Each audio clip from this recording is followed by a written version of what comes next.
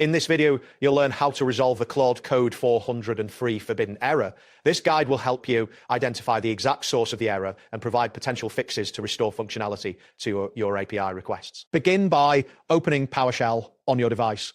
You will manually reproduce the requests to the API. In the PowerShell window, enter the following command: invoke REST method with the specified parameters. The command includes the URI, method, headers, and body.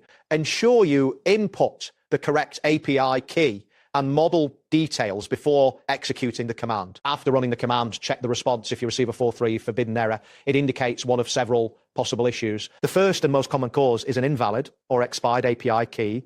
To check your key, type echo followed by $env Anthropic _API _key in PowerShell. If the output is empty, it means the key is not set. If it appears truncated, there may have been a copy error. If the key was recently regenerated, the old key will no longer work. To resolve an invalid API key issue, navigate to the Anthropic console. Generate a new API key here. Once you have the new key, return to PowerShell, use the command setx Anthropic _API _key, followed by your new key in quotes. After executing this command, restart PowerShell to apply the changes. The second potential cause of the 4.3 error is that the wrong organization is attached to your key.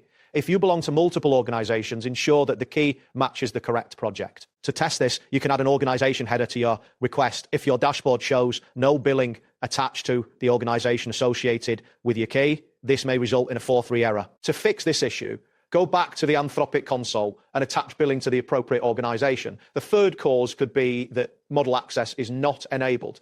If you are trying to call the model Claude 3 Opus 2024, 0229 but only have access to a different model, the request will fail. You can test this by substituting in a smaller model, such as Claude 3 Haku 2024 0307. If this request succeeds, you do not have access to the Opus model. The fourth cause might be a corporate firewall or VPN blocking the request.